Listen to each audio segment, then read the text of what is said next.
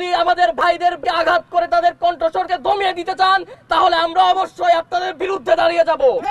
এই কোন নির্দিষ্ট শক্তির বিরুদ্ধে সংগঠিত হয়নি, জুলাই সংগঠিত হয়েছিল একটি ফ্যাসিবাদী কর্তৃত্ববাদী শাসন ব্যবস্থার বিরুদ্ধে।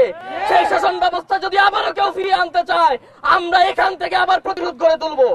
আমার একজন মাকে ধর্ষণ করা হয়েছে, আমরা জানতে পেরেছি শুধুমাত্র বিরোধী মতের পক্ষে রায় দেওয়ার জন্য দেশের বিভিন্ন জায়গায় যারা পোলিং এজেন্ট ছিল তারা থেকে শুরু করে ভোটার যারা ছিল তাদের উপরে হামলা করা হয়েছে। আমরা জানতে পেরেছি ঢাকা বিশ্ববিদ্যালয়ের শিক্ষার্থীদের উপরে বিভিন্ন ভাবে হামলা করা হচ্ছে এবং হুমকি দেওয়া হচ্ছে। আমরা গতকাল জানতে পেরেছি ঢাকা বিশ্ববিদ্যালয়ের একজন শিক্ষার্থী, নারী শিক্ষার্থী, তার উপরে এবং তার পরিবারের উপরে হামলা করা হয়েছে শুধুমাত্র যেই দলটি সরকার গঠন করেছে তার বিরোধী মতের উপরে, তার বিরোধী মতকে এন্ডোর্স করার জন্য, রায় দেওয়ার জন্য তার উপরে হামলা করা হয়েছে। আমরা শুধুমাত্র কোনো একক ঘটনাকে কেন্দ্র করে এখানে উপস্থিত হয়নি, আমাদের সামনে প্রতিবাদ করার মতো এত এত অভিযোগ যে আমরা যদি মিছিল করতে চাই সারাদিন 24 ঘন্টা আমাদের রাজপথে দাঁড়িয়ে থাকতে হবে। আমরা এই ক্যাম্পাসে সহনশীলতার পরিচয় দিতে চাই, আমরা দায়িত্বশীলতার পরিচয় দিতে চাই। আমরা বারবার বলেছি যেভাবে নির্বাচন করেছেন, নির্বাচনের মাধ্যমে আপনারা জয়লাভ করেছেন, আমরা সেটাকে মেনে নিয়েছি। কিন্তু দুঃখজনক হলেও সত্য, গত 16 বছর পরে মানুষ যখন ভোটাধিকার প্রয়োগ করার সুযোগ পেয়েছে, ঠিক তখনই আমরা দেখেছি মানুষ যখন স্বপ্ন দেখেছিল যে তার কথা বলার অধিকার থাকবে, তার গণতান্ত্রিক যে অধিকার সেই অধিকার বাস্তবায়িত হবে, ঠিক তখনই ভোটদানের পরপরই তার যখন মৌলিক অধিকারগুলিকে খর্ব করা হয়, তখন দেশের মানুষ বুঝতে পেরেছে কোনোভাবে এদেশের গণতান্ত্রিক যে উত্তরণ, সেই উত্তরণের জন্য যারা জয়ী হয়েছে অর্থাৎ বিএনপি সেই গণতান্ত্রিক উত্তরণ চায় না।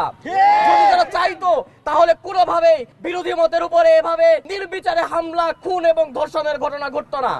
আমরা স্পষ্ট করে বলতে চাই, আপনারা দলের সেন্ট্রাল কমান্ড থেকে বক্তব্য দিচ্ছেন, আপনারা গণতান্ত্রিক উত্তরণ চান, আপনারা সুন্দর বাংলাদেশ করতে চান, আপনারা ওয়েলফেয়ার করতে চান, কিন্তু দুঃখজনক ভাবে সত্য আপনাদের তৃণমূল সেটা চায় না।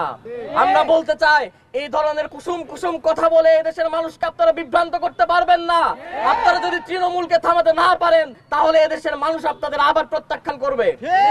আমরা বলতে চাই আপনারা সঠিক পথে ফিরে আসুন। আমরা আপনাদেরকে সহায়তা করতে চাই দেশ গঠনের জন্য, এই ক্যাম্পাসকে পুনর্গঠন করার জন্য আমরা সামগ্রিকভাবে সহায়তা করতে চাই। আমরা জুলাই আন্দোলনে এক জায়গায় ছিলাম, আবার একসাথে হয়ে এদেশকে গড়তে চাই। কিন্তু আপনারা যদি আমাদের মা বোনদের গায়ে আঘাত করতে চান, আপনারা যদি আমাদের ভাইদেরকে আঘাত করে তাদের কণ্ঠস্বরকে দমিয়ে দিতে চান, তাহলে আমরা অবশ্যই আপনাদের বিরুদ্ধে দাঁড়িয়ে যাব। আমরা প্রমাণ করব যে জুলাইয়ের যে স্পিরিট, সেই স্পিরিট হারিয়ে যায়নি। জুলাই কোন নির্দিষ্ট শক্তির বিরুদ্ধে সংগঠিত হয়নি, জুলাই সংগঠিত হয়েছিল একটি ফ্যাসিবাদী কর্তৃত্ববাদী শাসন ব্যবস্থার বিরুদ্ধে। সেই শাসন ব্যবস্থা যদি আবারও কেউ ফিরিয়ে আনতে চায়, আমরা এখান থেকে আবার প্রতিরোধ করে তুলবো। আমরা হারিয়ে যাইনি, আমরা ক্লান্ত হইনি। আমরা আগামী দিন থেকে আপনাদেরকে আহ্বান জানাতে চাই, যারা এখানে উপস্থিত হয়েছেন, যদি কোনো আঘাত আসে আমার কোনো ভাইয়ের উপরে, আমার কোনো বোনের উপরে, আমার কোনো মায়ের উপরে, আমরা নির্দিষ্ট শক্তি নিয়ে আমরা সেই জায়গায় দাঁড়িয়ে যাব যাতে করে আর কোন শক্তি ফ্যাসিবাদী এবং কর্তৃত্ববাদী শক্তি দেশে প্রতিষ্ঠিত করতে না পারে।